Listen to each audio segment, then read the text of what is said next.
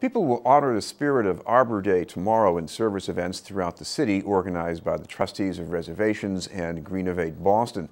To tell us about the events and the importance of trees is our guest from the Trustees of Reservations, the urban ecologist, Nathan Grady. Thank you very much for being with us, Nathan. Thanks so much for having me. First of all, some of our guests are familiar with Greenovate Boston because they're the city's environmental wing, as it were. What about the Trustees of Reservations? So the trustees have actually just recently moved into the city, and historically it's been the Boston Natural Areas Network, and our two organizations have been affiliated for a long time, but only this past year we've actually completely merged and formed the new Trustees Boston region. I often associate your group with open spaces and preservation. So what does that have to do with this? What does that mission have to do with the trees that we're cultivating? That's exactly right. So the trustees does a lot of land conservation around the state. We own many different reservations, and then Boston Natural Areas Network historically focused on community gardens. And in the city, we do a lot of advocacy and work around these green spaces and activating them and bringing people out to them and trying to raise their profile here in the city. What about some of the events you've got coming up this weekend? I know one location that a lot of us associate with green, and that is Franklin Park. That's right. So Franklin Park is going to be doing a big park cleanup, invasive pull, and some tree pruning and stewardship work tomorrow. And then we'll actually have our day end celebration there too, starting at 4. Invasive pull. This sounds like all these kind of strange looking plants that clutter the landscape. Is this what we're talking about? Essentially, yeah. Invasive species come from other parts of the world, and we term them invasives usually when they are very aggressive and they beat out our native species, and it can cause a lot of problems for habitats. Because the other thing is that you're not just making the park look nicer, but I guess when you get people out there, what does that do to the way they feel about the park? Well, part of the reason that we do all this work and the reason that we care about green spaces and trees in the urban environment is because they both act as a really welcome respite from our busy city lives, and they provide a lot of benefits to city living, such as reducing the negative effects of stormwater and cleaning our air and providing shade and buffering wind in winter, and trees and other green spaces in the city really do a lot for urban living. Well, one of the other locations you're working on is a place in Jamaica Plain, and I have not been to this, even though I live pretty close to it. Naira Rock. Talk about that. That's exactly right. Naira Rock is a beautiful urban wild.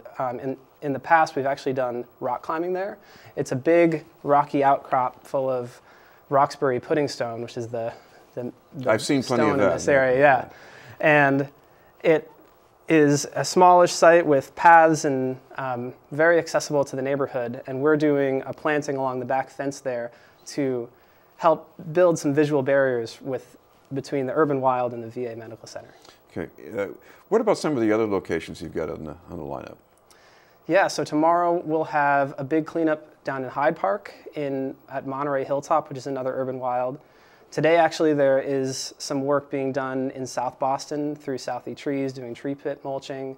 In the morning, we'll have more mulching at the Fenway Garden Society in the Back Bay area, and a number of other sites too, all through Jamaica Plain and down in Dorchester. Mulching looks pretty routine, but why is it important to do that this time of the year? Primarily because when the grass starts growing up around the base of these trees and people start mowing, the lawnmowers actually will nick the trees and rip off some of the bark, and that can kill a tree in relatively short order. So if you put some mulch around the bottom, it both traps moisture against the roots and it protects it so people don't mow quite so close to the base. Now, I know going back even under the previous mayor, the city had some rather ambitious sounding goals for trees to be planted. And why is it so important to have more trees, especially in a city?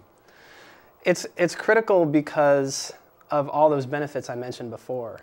Trees, for a long time we've known of their ability to soften a harsh urban landscape and make us feel better about interacting in that landscape. But beyond that, they help mitigate stormwater and emissions problems. And for coastal cities such as Boston, with rising sea level and other major issues coming our way, trees are especially important right now. So I can imagine, I mean, I live in a street where a bunch of trees died, and it doesn't feel so great anymore. You don't want to go out and sit on the stoop and talk to people because, you know, it's too much sunlight. So I mean things like that must matter to people. That's absolutely right. There's been a lot of research done simply on the social effects that good, strong trees and green spaces have on a community, and they act generally as really wonderful meeting locations and places for people to come together, meet each other, network, and form these strong communities that make a place like Boston special. You mentioned if people want to find out more about the service day or anything else going on with the Trustees of Reservations, you have some place that they can go to? Absolutely. So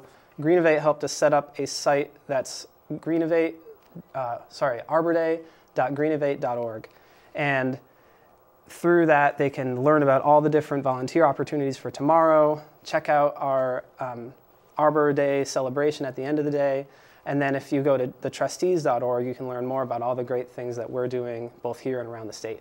Thank you very much for being with us. Thank you so much for having me. Nate Grady from Trustees of Reservations. Up ahead, the arts segment with Chris Harding.